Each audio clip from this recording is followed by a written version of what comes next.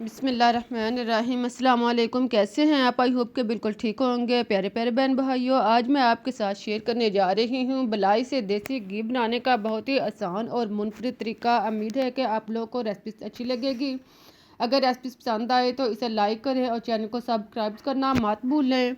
अब हम चलते हैं और देखते हैं कि हमारे घी बनाने का मुनफरिद तरीका कौन सा है। इसके लिए आप दूध गऊ का या भैंस का जो भी आपके पास हो आप इसे लें। दूध को आप भूनकर साफ़ कर लें, उसे कढ़ाई या देगची में डालें और चूल्हे पर इसे रखें।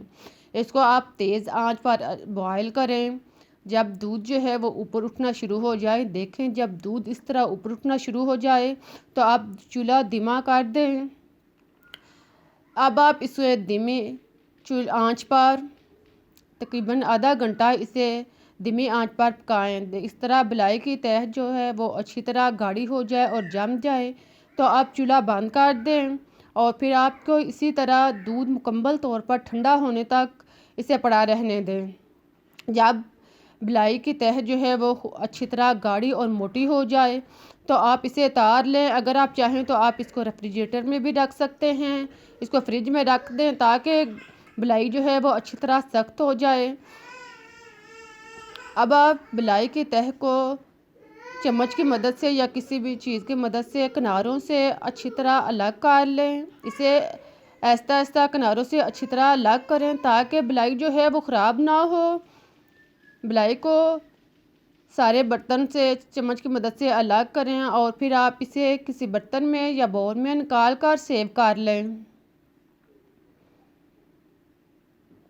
देखें इसी तरह आप बलाई को दूध से अलग करें और इसे बर्तन में सेव करते जाएं। बकिया दूध आप इस्तेमाल कर लें।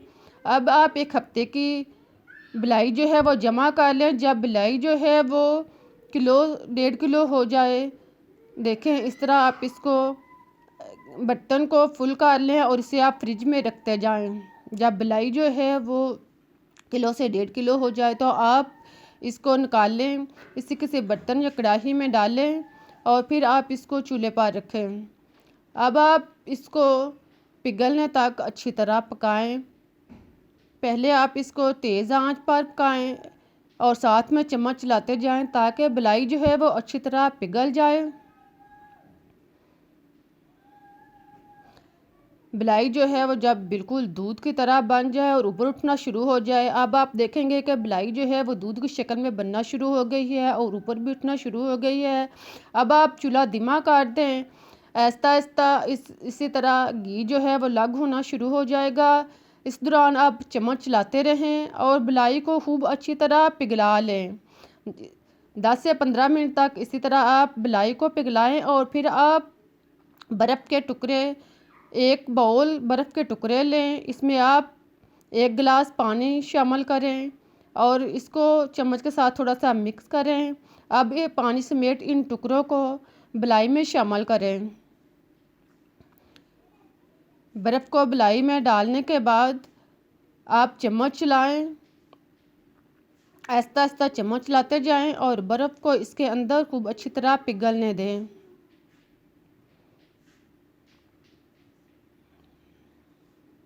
देखें आप बर्फ़ को आप पिघलने दें, साथ चम्मच चलाते जाएं और इसको खूब अच्छी तरह पिघला लें। अब आप देखेंगे कि घी जो है वो ऊपर आना शुरू हो चुका है और बर्फ़ भी पिघल चुकी है तो आप चूल्हा बंद कर दें। देखें घी की तह जो है ऊपर आ गई है। अब आप चूल्हा बंद कर दें और इसे इसी तरह 8 से 10 घंटे के लिए छोड़ दें। आप चाहें तो इसको किसी जालीदार बर्तन से आप इसे ढकें और इसे छोड़ दें। अगर आप चाहें तो आप इसको फ्रिज में रख दें ताकि घी की तह जो है वो अच्छी तरह सख्त ऊपर आ जाए। अब जब घी 8 से 10 घंटे के बाद आप घी देखें जो इसकी तह जो है वो ऊपर आ चुकी है, आप इसको चम्मच की मदद से या किसी चीज़ से बर्तन के किनारों से अलग करें और फिर आप घी जो है वो ऊपर से उतार लें। आप देखें आप हाथ की मदद से या चम्मच की मदद से आसानी से घी जो है वो अलग कर सकते हैं। घी को आप किसी बर्तन में अलग कर लें और बकिया दूध जो है वो देखें बिल्कुल अपनी असली हालत में है। इसको आप भून लें। इसको आप किसी पूनी के साथ या छाननी या किसी चीज़ के साथ आप इसको अच्छी तरह भून लें। दूध जो है वो नीचे जाता चला जाएगा और इसके ऊपर इसका छिलका जो है वो ऊपर रहेगा। आप इसको सारे दूध को इसी तरह भून लें और फिर साथ में चम्मच चलाते जाएं ताकि दूध जो है वो अच्छी तरह नीचे गिरे और छिलका खालिस जो है वो छिड्डी ऊपर तैयार हो। इसी तरह आप बहुत अच्छी किस्म का मावा या खोया वगैरह बना सकते हैं। इसे आप फेंकें नहीं, इसके अंदर आप चीनी भी डालकर अब इसका बेहतरीन मीठा तैयार कर सकते हैं। आप इसको मीठे के अंदर किसी हलवे या गाजर वगैरह में इस्तेमाल कर सकते हैं। इसको आप महफूज कर रख लें, ये आपके लिए बहुत मुफीद है। आप इसका फ़ौरी इस्तेमाल कर सकते हैं। इसे आप फ्रिज में रख दें, आप इसे किसी चीज़ में इस्तेमाल कर सकते हैं। अब ये दूध भी बिल्कुल अपनी असली हालत में है। इसको आप पी सकते हैं, गिलास में डालें इसे पिएं, या आप इसके चाय बना सकते हैं, या आप इसे किसी चीज़ में इस्तेमाल कर सकते हैं। अब जो बलाई हमने यानी घी उतारा था, इसको आप कढ़ाई में दोबारा डालें और इसे लो आंच पर खूब अच्छी तरह पकने के लिए रख दें। इसे आप खूब अच्छी तरह आधे घंटे के लिए 20 से 25 मिनट के लिए आप इसे रखें। आप देखेंगे कि फिर इससे घी जो है वो अलग होना तैयार हो जाएगा। अब आप चूल्हा जब बंद कर दें, जब घी अच्छी तरह अलग हो जाए और जाग वगैरह ख़त्म हो जाए तो अब चूल्हा बंद कर दें। अब आप घी को भून लें।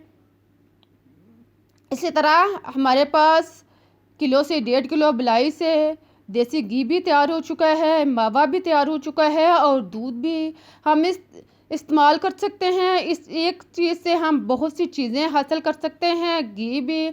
और देखें बर्तन भी बिल्कुल ख़राब नहीं हुआ, पूनी बर्तन सारा अपने बिल्कुल असली हालत में है और घी भी हमारे पास तैयार हो चुका है। अब आप इस घी को किसी डिब्बी वगैरह में डालकर महफूज कर लें साल बाल के लिए। आप जब चाहें इसे निकाल कर इस्तेमाल कर सकते हैं। उम्मीद है कि आपको मेरी रेसिपी अच्छी लगी होगी। एक थोड़े से दूध से हम बहुत सी चीज़ें हासिल कर सकते हैं। अगर आपको मेरी रेसिपी अच्छी लगी है, तरीका अच्छा लगा है, तो प्लीज़ चैनल को सब्सक्राइब करें, रेसिपीज़ को लाइक करें और मुझे इजाज़त दें। फिर मिलते हैं एक नई रेसिपीज़ के साथ। तब तक के लिए अल्लाह हाफिज़। इस दुआ के साथ कि आप जहाँ भी रहें खुश रहें, आबाद से रहें, हम मुस्कुराते रहें।